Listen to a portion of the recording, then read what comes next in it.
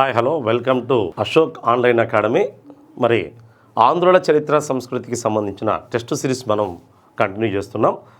మరి ఆంధ్రుల చరిత్ర సంస్కృతి మరో 75 మార్కులు 75 మార్క్స్ సంబంధించి క్వశ్చన్స్ వాటి విశ్లేషణ చూద్దాం. మరి ఇప్పటి వరకు 4 టెస్ట్ సిరీస్లో దిగ్విజయంగా కంప్లీట్ చేసాం. అవన్నీ మీకు దాదాపుగా జరగబోయే గ్రూప్ 2 ఎగ్జామ్స్కి 100కు 100% ఉపయోగపడతాయి. కనీసం ఇక్కడి నుంచి మీకు మ్యాక్సిమం క్వశ్చన్స్ ఎక్స్ప్లెనేషన్ మీరు జాగ్రత్తగా ఉపయోగించుకుంటే ఎక్స్ప్లెనేషన్ సంబంధించిన వాటిలోనే కనీసం మీకు మ్యాక్సిమం స్కోర్ ఒక 70% మార్క్స్ ఈ ఎక్స్ప్లెనేషన్ సంబంధించిన వాటిలోనే వచ్చే అవకాశం ఉంటుంది. అయితే ఆల్రెడీ మీకు సబ్జెక్ట్ పైన అవగాహన ఉంటే ఇంకా ఎక్కువ మార్కులు తెచ్చుకోవడానికి ఆస్కారం ఉంటుంది. ఓకే, మరి మరొక టెస్ట్ సిరీస్ సంబంధించిన క్వశ్చన్స్ వాటి విశ్లేషణ చూద్దాం. ఓకే, ఫస్ట్ వన్, ప్రాచీన శిలాయుగానికి చెందిన ప్రాంతాలు. ప్రాచీన శిలాయుగానికి చెందిన ప్రాంతాలు ఏవైనా ఇచ్చాడు. బేతంచెర్ల, గిద్దలూరు, పాతపాడు, కేసరపల్లి, బూదగవి, కేతవరం, రేణిగుంట, చింతమాని గవి అని ఇచ్చాడు. ఇందులో ప్రాచీన శిలాయుగానికి చెందిన ప్రాంతాలు సైట్స్ అని చెప్పచ్చు. ఏవేవి ఉన్నాయని చూస్తే బేతంచెర్ల, గిద్దలూరు ఇవి ప్రాచీన శిలాయుగానికి సంబంధించిన ప్రాంతాలే. పాతపాడు, కేశరపల్లి అనేటివి ప్రాచీన శిలాయుగానికి సంబంధించిన ప్రాంతాలు కావు. ఇవి తామ్ర శిలాయుగానికి చెందిన ప్రాంతాలు. ఏ కాలానికి? తామ్ర శిలాయుగం. ఆంధ్రాలో తామ్ర శిలాయుగానికి చెందిన ప్రాంతాలు. ఇక బూదగవి, కేతవరం మధ్య శిలాయుగానికి చెందిన ప్రాంతాలు. మధ్య శిలాయుగం లేదా సూక్ష్మ శిలాయుగానికి చెందిన ప్రాంతాలు. రేణిగుంట, చింతమాను గవి, ఇది చింతమాను గవి, రేణిగుంట. చిత్తూరు జిల్లా చింతమాను గవి, కడప జిల్లా, వైఎస్ఆర్ కడప. ఇవి ప్రాచీన శిలాయుగానికి చెందిన ప్రాంతాలు. అంటే బేతంచెర్ల కర్నూలు జిల్లా, గిద్దలూరు ప్రకాశం, ఇది రేణిగుంట, చింతమాను గవి, ఇవి ప్రాచీన శిలాయుగానికి సంబంధించిన ప్రాంతాలు. అంటే ఇక్కడ 1, 4 మాత్రమే సరైనవి. అంటే ఇక్కడ ఆన్సర్ 1 or 4. గతంలో సైట్స్ పైన క్వశ్చన్స్ టచ్ చేశాడు. ఈ క్రింది వాటిలో ప్రాచీన శిలాయుగానికి సంబంధించిన ప్రాంతాలను గుర్తించండి అని గతంలో ఒకసారి, తామ్ర శిలాయుగానికి ప్రాంతానికి సంబంధించిన ప్రాంతాలు గుర్తించండి అని మరొకసారి అడిగాడు. తామ్ర శిలాయుగానికి సంబంధించిన ప్రాంతాలు పాతపాడు, కేసరపల్లి అనేటివి. బూదగవి, కేతవరం మధ్య శిలాయుగం, ఇంకా చాలా ఉన్నాయి. ఇవి ఫేమస్ ప్రాంతాలు. ఇక మరొక క్వశ్చన్ చూద్దాం. మరణించిన వారికి స్మృతి చిహ్నంగా శిలాస్తంభాన్ని నిలిపే శిలాస్మృతులు మెన్హిర్. శిలాస్మృతులు బ్రాకెట్లో మెన్హిర్ అని ఇచ్చాడు. ఎక్కడ కనిపించాయని ఇచ్చాడు. మరణించిన వారికి స్మృతి చిహ్నంగా స్తంభాన్ని నిలిపే శిలాస్మృతులు. ఇంగ్లీష్లో మెన్హిర్ అంటారు, తెలుగులో శిలాస్మృతులు అంటారు. ఓకే, మరి ఇవి ఇనుప యుగానికి సంబంధించిన నాగరికత. ఇనుప యుగం లేదా అయో యుగం లేదా బృహత్ శిలా యుగం లేదా రాక్షస గుల్ల యుగం లేదా మెగాలిత్స్ యుగం అని పిలుస్తారు. ఓకే, మరి ఇనుప యుగంలో నిర్మించిన సమాధులనే రాక్షస గుళ్ళు అని పిలుస్తారు. ఆ రాక్షస గుళ్ళు అనే సమాధులు దాదాపుగా 12 రకాల వరకు ఉన్నట్టు తెలుస్తుంది. అందులో ఒకటి మెన్హిర్ అంటే ఏంటి? ఆడే ఇచ్చాడు. మరణించిన మృతదేహానికి గుర్తుగా అంటే పాతిపెట్టిన తర్వాత పైన శిలాస్తంభాన్ని వేస్తారు. అలాంటివి ఎక్కడ కనిపించాయని అడిగాడు. రేవరాల, శంఖవరం, వేలేశ్వరం, చిత్తూరు. ఇక్కడ సరైన ఆన్సర్ అయితే కృష్ణా జిల్లాలోని రేవరాలలో ఇలాంటివి మనం చూడవచ్చు. రేవరాలలో ఇలాంటివి బయటపడ్డాయంట. రేవరాలలో ఇలాంటివి బయటపడినట్టు తెలుస్తుంది. కృష్ణా డిస్టిక్ సరైన ఆన్సర్. ఇక శంఖవరంలో సార్కోఫోగస్లు బయలుపడ్డాయి. ఎక్కడ? శంఖవరం =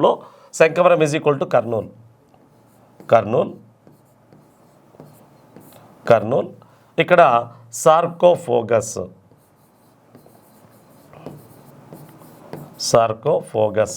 సార్కోఫోగస్ అంటే ఏమి? మట్టి శవపేటికలు. ఆ మట్టి శవపేటికలకు కింద జంతు కాళ్ళ ఆకారంతో కూడిన వాటిని అమరుస్తారు. ఇక్కడ కర్నూలు జిల్లాలోని శంఖవరంలో సార్కోఫోగస్కు కింద గొర్రె కాళ్ళ ఆకారం ఉన్న శవపేటిక ఇక్కడ కనిపించింది. గొర్రె కాళ్ళు ఆకారం ఉన్న శవపేటిక, మట్టి శవపేటిక కనిపించింది. ఇక ఏలేశ్వరం నల్గొండ జిల్లా. ఇది నల్గొండ, తెలంగాణలోని నల్గొండ. నల్గొండ. ఇక్కడ కూడా సార్కోఫోగస్ బయలుపడింది. అయితే ఇక్కడ ఏనుగు కాళ్ళ ఆకారం ఉన్న మట్టి శవపేటిక సార్కోఫోగస్ బయటపడింది. ఇంకా చిత్తూరు ప్రాంతంలో డోల్మన్ బయలుపడింది. డోల్మన్ అంటే రాతి శవపేటిక అంటే మరణించిన మృతదేహాన్ని భూమి మీద పెట్టి చుట్టూ 4 వైపులా 4 రాళ్ళను బాతేసి దానిపైన మళ్ళీ ఇంకొక పైన రాతిని కప్పేస్తారు.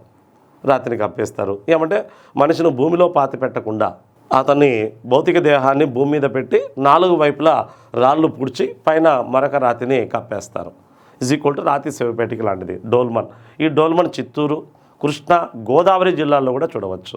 చిత్తూరు, కృష్ణా, గోదావరి జిల్లాల్లో చూడవచ్చు. ఏవి? డోల్మన్. ఓకే, మరొక క్వశ్చన్ చూద్దాం. బోధిధర్ముడు తక్షశిలలో వేద విద్యలు నేర్చుకుని వాటికి తగిన ప్రాధాన్యతను కల్పించడానికి ఆంధ్రదేశం వచ్చాడని తెలిపినది. బోధిధర్ముడు లేదా బోధిసత్వుడు. గుర్తుంచుకోండి, మనకు 7th సెన్స్ సినిమా చూసింటే మీకు కొంచెం ఆయన పేరు ఐడియా ఉంటుంది. 7th సెన్స్లో బోధిసత్వుడు పేరు వినిపిస్తుంది. బోధిసత్వుడు లేదా బోధిధర్ముడు. అందులో సూర్య హీరోగా యాక్షన్ చేశారు. ఆయన బోధిధర్ముడు వారసుడిగా ఆయన జీన్స్ ఉందని, కొన్ని ప్రత్యేకమైన యుద్ధ విద్యలో ఉన్నాయనే కాన్సెప్ట్తో ఆ సినిమా తీశారు. ఓకే, బౌద్ధ మతాన్ని అనుసరించిన వ్యక్తుల్లో గొప్పవాడు ఒకరు బోధిధర్ముడు లేదా బోధిసత్వుడు. ఇతను గొప్ప బౌద్ధ సన్యాసి. ఇతను దాదాపుగా క్రీస్తు పూర్వం 1-2 శతాబ్దాల్లో జీవించినట్టు తెలుస్తోంది. ఈ తక్షశిలలో ఆయన వేద విద్యలు నేర్చుకున్నాడంట. అంటే బౌద్ధుడైనప్పటికీ వేద విద్యలు నేర్చుకుని వాటికి తగిన ప్రాధాన్యత కల్పించడానికి ఆంధ్రదేశం వచ్చాడని బౌద్ధ జాతక కథల్లో ప్రస్తావన ఉందంట. బౌద్ధ జాతక కథలు ఏ బౌద్ధ జాతక కథలో ఉంది అని అడిగాడు.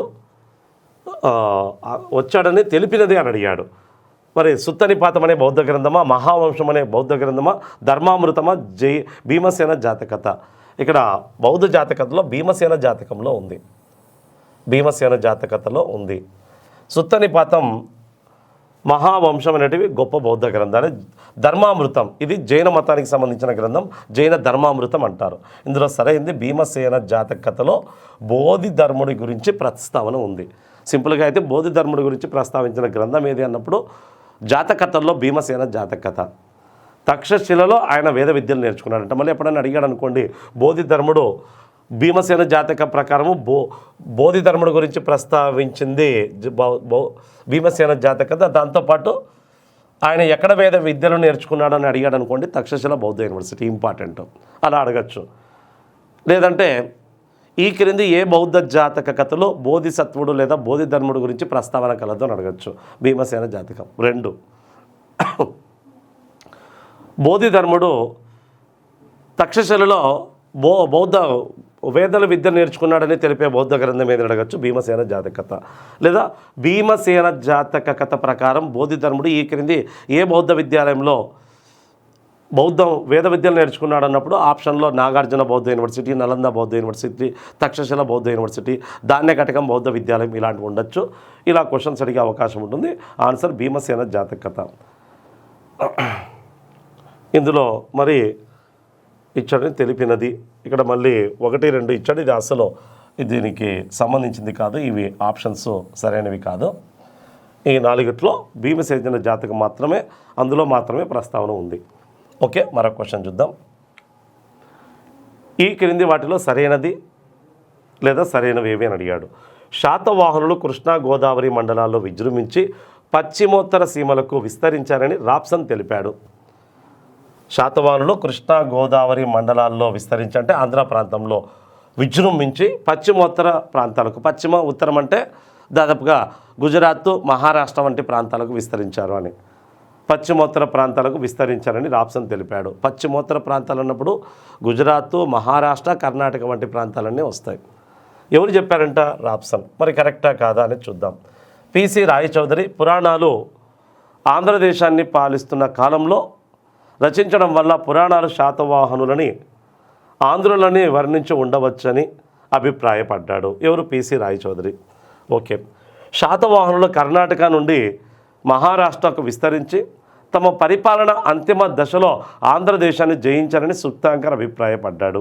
ఓకే, ప్రొఫెసర్ కె గోపాలాచారి శాతవాహనులు ఆంధ్రులే, వారి జన్మస్థానం ఆంధ్రదేశమే అయి ఉండవచ్చు. కానీ ప్రథమంగా స్వతంత్ర రాజ్యాధికారాన్ని మహారాష్ట్రలో స్థాపించాలని తెలిపాడు. మరి ఇందులో సరైనవి గమనించండి. ఇది రాప్సన్ ఈ విషయం చెప్పాడు, కరెక్టే. రాప్సన్ శాతవాహనుల జన్మస్థానం ఆంధ్ర అని చెప్పాడు. వీళ్ళు గోదావరి కృష్ణ మండలాల్లో విజృంభించి గోదావరి మండలాల్లో విజృంభించి పశ్చిమోత్తర ప్రాంతాలకు అనంతరం అంటే మొదట ఆంధ్రాలోనే వీళ్ళ అధికారం స్టార్ట్ అయింది. ఆంధ్ర నుండి కర్ణాటక, మహారాష్ట్ర వంటి ప్రాంతాలకు విస్తరించి ఉంటారని అభిప్రాయపడింది రాప్సన్.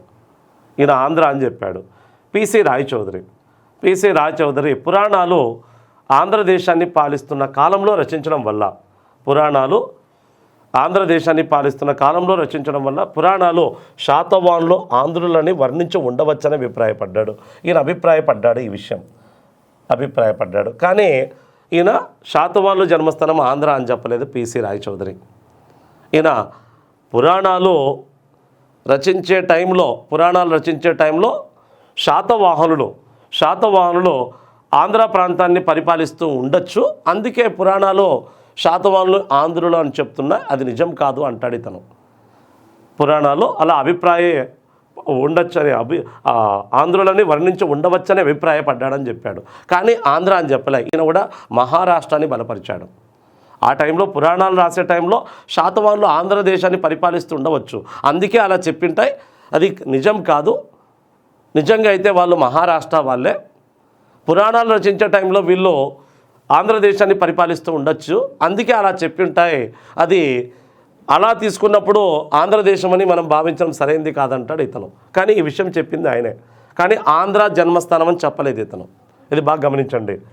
పురాణాలు ఆంధ్రదేశాన్ని పాలిస్తున్న కాలంలో రచించడం వల్ల ఆ టైంలోనే పురాణాలు రాస్తూ వచ్చారు. ఆ రాసేటప్పుడు శాతవాహనులు ఆంధ్రాన్ని పరిపాలిస్తూ ఉండేవారేమో, అందుకే ఆంధ్ర వాళ్ళని వర్ణించి ఉంటాయి అని అభిప్రాయపడ్డాడు. కానీ శాతవాహనులు ఆంధ్ర వాళ్ళు కాదంటాడు ఇతను. శాతవాహనులు ఆంధ్ర వాళ్ళు కాదంటాడు. మహారాష్ట్ర వారని అభిప్రాయపడిన వ్యక్తుల్లో ఈయన కూడా ఒకరు. కాబట్టి ఈయన చెప్పింది ఇది కరెక్టే. శాతవాహనులు కర్ణాటక నుండి మహారాష్ట్రకు విస్తరించి తమ పరిపాలన అంతిమ దశలో ఆంధ్రదేశాన్ని జయించారని సుక్తాంకర్ అభిప్రాయపడ్డాడు. ఇది కరెక్టే, ఇది కూడా కరెక్టే. సుక్తాంకర్ ఇతను శాతవాహనుల జన్మస్థానం కర్ణాటకలోని బళ్ళారి అంటాడు. అంటే ఫస్ట్ కర్ణాటక నుండి కర్ణాటకలో వీళ్ళ అధికారం స్టార్ట్ అయింది. తర్వాత మహారాష్ట్రకు విస్తరించారు. చివరిలో ఆంధ్ర ప్రాంతాన్ని ఆక్రమించి పరిపాలించారు. కాబట్టి వీళ్ళ జన్మస్థానం ఆంధ్ర కాదు, కర్ణాటకనే. కర్ణాటక నుండి మహారాష్ట్ర నుండి ఏపీకి విస్తరించి ఉంటారు అని సుక్తాంకర్ చెప్పాడు. అంటే ఈయన ఏం చెప్పాడు? కర్ణాటక అని చెప్పాడు, బళ్ళారి అని చెప్పాడు. కర్ణాటకను బళ్ళారి. ఇక గోపాలాచారి శాతవాహనులు ఆంధ్రులే, వారి జన్మస్థానం ఆంధ్రదేశమే ఉండవచ్చని, కానీ ప్రథమంగా స్వతంత్ర రాజ్యాధికారాన్ని మహారాష్ట్రలో స్థాపించాలని తెలిపాడు. ఈయన ఇది కూడా కరెక్టే. అంటే శాతవాహనులు ఆంధ్ర వాళ్ళే అంటున్నాడు, వారి జన్మస్థానం ఆంధ్రదేశమే అంటున్నాడు, కానీ మహారాష్ట్రలో వాళ్ళ రాజ్యాధికారం స్టార్ట్ అయిందని చెప్తున్నాడు. కాబట్టి పైవన్నీ సరైనవే. ఇలాంటి వెరీ వెరీ ఇంపార్టెంట్. ఇందులో 1, 3 సరైనవి, 2, 4 సరైనవి, 2, 3 సరైనవి, పైవన్నీ సరైనవి ఇచ్చాడు. పైవన్నీ సరైనవే. ఇలాంటివి మీకు ఎందుకు ఇస్తుంటామంటే మొత్తం అన్నీ సరైనవే అంటే ఇవన్నీ బాగా అనలైజ్ చేసుకుంటే ఎగ్జామ్స్లో ఇలాంటి క్వశ్చన్స్ వచ్చినప్పుడు మీరు విశ్లేషణాత్మకంగా చదివితే ఈజీగా ఆన్సర్ చేయగలుగుతారు. ఎందుకంటే జన్మస్థానం పైన ప్రతిసారి ఒక క్వశ్చన్ అడుగుతున్నాడు. చాలామంది చాలాసార్లు కఠినంగానే అడుగుతూ ఉన్నాడు. అందులో వాళ్ళు చెప్పిన కాన్సెప్ట్ బేస్డ్ పైన అడుగుతున్నాడు. ఇటీవల అడుగుతున్న పద్ధతి ప్రకారం ఇలాంటి కాన్సెప్ట్ ఓరియంటెడ్లో క్వశ్చన్ సెట్ చేస్తున్నాం. ఓకే, మరొక క్వశ్చన్ చూద్దాం.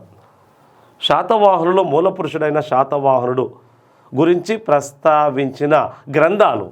శాతవాహనుల మూల పురుషుడు అయిన శాతవాహనుడి గురించి ప్రస్తావించిన గ్రంథాలు: పురాణాలు, జాతక కథలు, కల్పప్రదీప, కథా సరిస్సాగరం. ఓకే, శాతవాహనుల మూల పురుషుడు శాతవాహనుడు. అతని పేరు మీదుగానే ఈ వంశానికి శాతవాహన వంశం అని పేరు వచ్చిందని అత్యధిక మంది చరిత్రకారులు అంగీకరిస్తున్నారు. మరి ఈ శాతవాహనుడు గురించి ఎందులో ప్రస్తావన ఉంది? పురాణాల్లోనా, జాతకథల్లోనా, కల్పప్రదీపంలోనా, కథా సరిస్సాగరంలోనా? మరి ఒకటి మాత్రమే. 1, 3, 3, 4, 1, 2 అని ఇచ్చాడు. ఇక్కడ కరెక్ట్గా అయితే పురాణాల్లో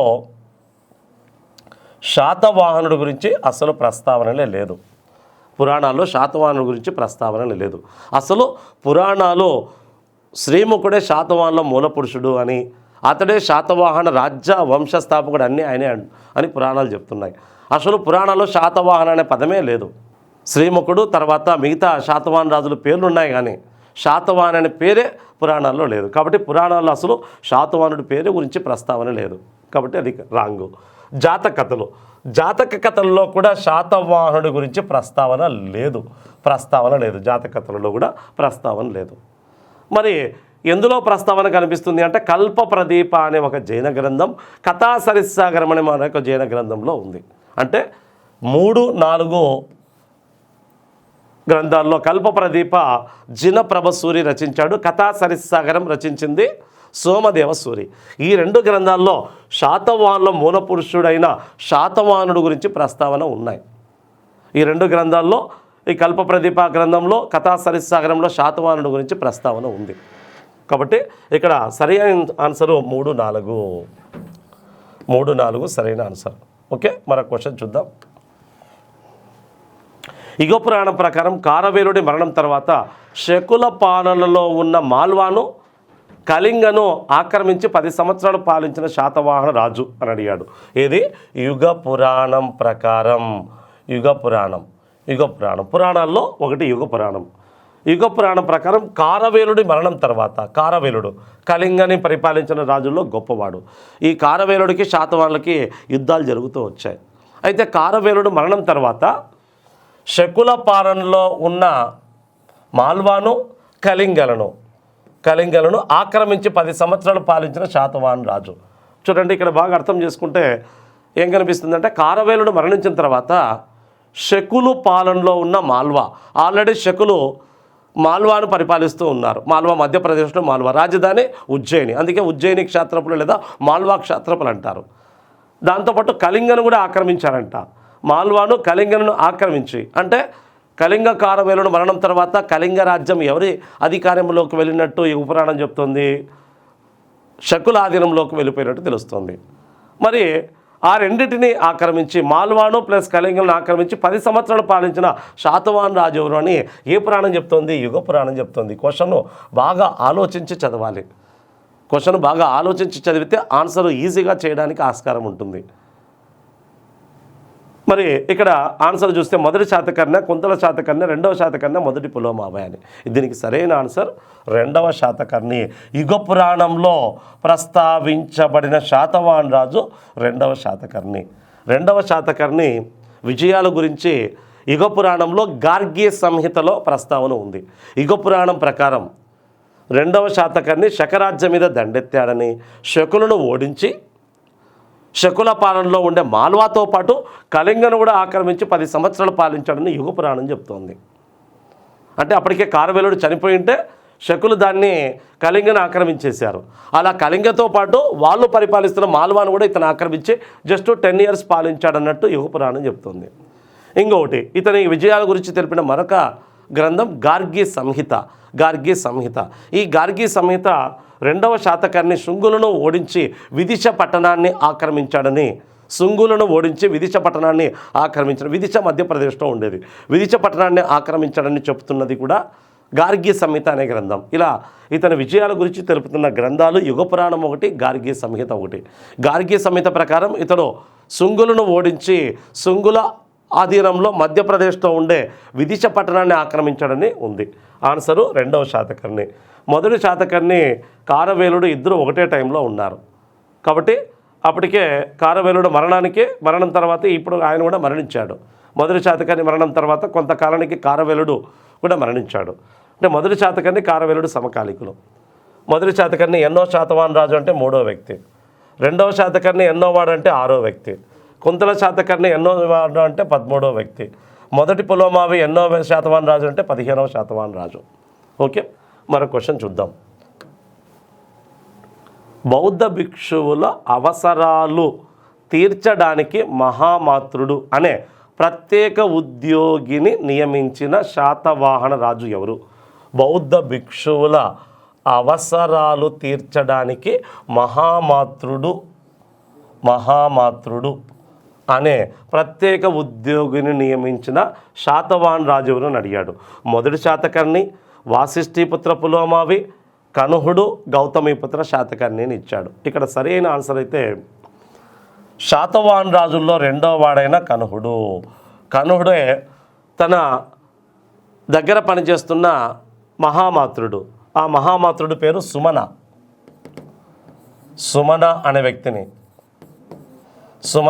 వ్యక్తి మహామాతృలు అంటే మతపరమైన విషయాలను చూసే అధికారిని, మతపరమైన విషయాలు, ఆర్థికపరమైన విషయాలు చూసే వ్యక్తిని మహామాతృలు అని పిలిచేవారు వీళ్ళ కాలంలో.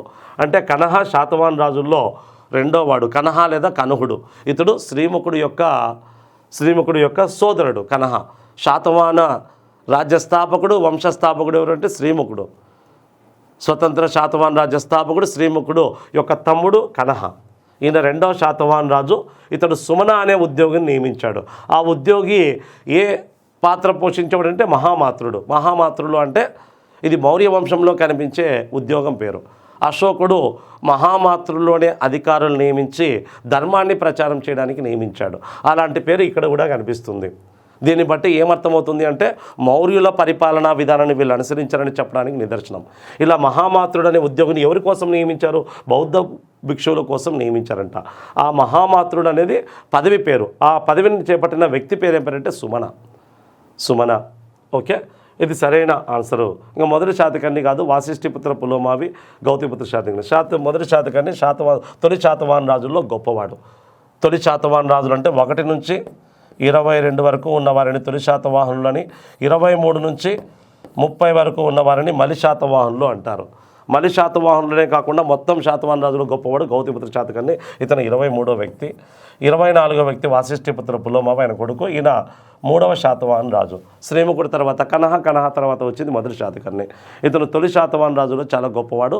అనేక విజయాలు సాధించి 2 అశ్వమేధ యాగాలను, 1 రాజస్వ యాగాన్ని, 20 ఇతర యాగాలను చేసినట్టు మొదటి శాతకర్ణి గురించి అతని భార్య దేవి నాగానిక నానేఘట్ అనే ప్రాంతంలో వేయించిన శాసనంలో కనిపిస్తుంది. ఓకే, మరొక క్వశ్చన్ చూద్దాం. శాతవాహన సమాజంలో వివిధ వృత్తులను అనుసరించే వారిని జతపరచుము అని అడిగాడు. కసకర శ్రేణి సుగంధ ద్రవ్యాలు తయారు చేసేవారు, వసకర శ్రేణి శిల్పకారులు, మేధిక శ్రేణి కంచు వస్తువులను తయారు చేయవారు, గదిక శ్రేణి వెదురు బుట్టలు తయారు చేయవారు, శిలవధిక శ్రేణి ఆభరణాలు మెరుగుపట్టేవారు. చూద్దాం. కసకర శ్రేణి, కసకర is equal to bronze metals, కంచు వస్తువులను తయారు చేసేవారు కసకర శ్రేణి వారు. వసకర శ్రేణి వారు అంటే వెదురు బుట్టలను తయారు చేసేవారు. ఇక మేధిక శ్రేణి అంటే ఆభరణాలను మెరుగుపెట్టేవారిని మేధిక శ్రేణి అని పిలిచారు. ఇక మరొకటి గదిక శ్రేణి అంటే సుగంధ ద్రవ్యాలను తయారు చేసేవారు. శిలవధిక శ్రేణి అంటే శిల్పకారులు. వీరి కాలంలో శ్రేణులు అంటే ఏమి? అనేక రకాల చేతి వృత్తులు వారు శ్రేణులుగా ఏర్పడ్డారు. వ్యాపార సంఘాలను లేదా వర్తక సంఘాలను శ్రేణులు అని పిలిచారు. ఉషభదత్తుడి నాసిక్ శాసనం ప్రకారం 17 శ్రేణుల గురించి ప్రస్తావన ఉంటే గ్రంథాల్లో 18 శ్రేణులు 18 శ్రేణుల గురించి ప్రస్తావన ఉంది. ఓకే, ఇక్కడ సరైన ఆన్సర్ చూడొచ్చు. 1 సి ఇక్కడ ఉంది. 2 డి ఇక్కడ 2 డి ఇది సరిపోయింది. 3 ఈ 4 ఏ 5 బి. సరైన ఆన్సర్ 1. ఓకే, మరొక క్వశ్చన్. అమరావతి బౌద్ధ శిల్పకళకు కేంద్రాలు. అమరావతి బౌద్ధ శిల్పకళ అమరావతి కేంద్రంగా అభివృద్ధి చెందడం వల్ల అమరావతి శిల్పకళ అంటారు. అంటే అద్భుతమైన స్తూపం అమరావతి స్తూపం కేంద్రంగా ఆ చుట్టుపక్కల ప్రాంతాలలో అద్భుతమైన బౌద్ధ నిర్మాణాలు నిర్మితమై బౌద్ధ శిల్పకళకు కేంద్రాలుగా మారిపోయాయి. అవి ఏవేవి అని అడిగాడు. అమరావతి, నాగార్జునకొండ, గోలి, గుమ్మడి దుర్ర, జగ్గైపేట, ఘంటసాల, గుంటుపల్లి, బొజ్జన్నకొండ అని అడిగాడు. ఇక్కడ సరైన కేంద్రాలు ఏవి అంటే 1 అమరావతి అత్యంత ముఖ్యమైన కేంద్రం. అమరావతితో పాటు గుంటూరు జిల్లాలోని నాగార్జునకొండ, అదే గుంటూరు జిల్లాలోని గోలి, గుమ్మడి దిర్రు అనే ప్రాంతాలలో సమీపంలో ఉండే గోలి, గుమ్మడి దిర్రు, అదేవిధంగా కృష్ణా జిల్లాలోని జగ్గైపేట, ఘంటసాలలన్నీ అమరావతి బౌద్ధ శిల్పాలకు కేంద్రాలుగా చరిత్రకారులు భావించారు. అంటే మొత్తం ఈ ప్రాంతాల్లో అన్ని అద్భుతమైన బౌద్ధ శిల్పాలు అమరావతి కేంద్రంగా విరాజిల్లడం వల్ల దీనికి చరిత్రకారులు అమరావతి శిల్పకళ అని పిలిచారు. ఇక గుంటుపల్లి బొజ్జన్నకొండ ప్రాంతాలలో బౌద్ధ శిల్పకళ దానికి డిఫరెంట్గా ఉంటుంది. అది కాక గుంటుపల్లి ప్రాంతంలో పశ్చిమ గోదావరి జిల్లాలో ఉండేది. ఇక్కడ కొన్ని గుహలు, జైన మతానికి సంబంధించిన గుహలు, బౌద్ధ మతానికి సంబంధించిన గుహలు కూడా కనిపిస్తాయి. బొజ్జన్నకొండ ప్రాంతంలో అనేక ఉద్దేశక స్తూపాలు కనిపిస్తాయి. ఇవి కాదు, మిగతావన్నీ అమరావతి బౌద్ధ శిల్పకళకు కేంద్రాలు. అంటే 1, 2, 3 సరైనవి.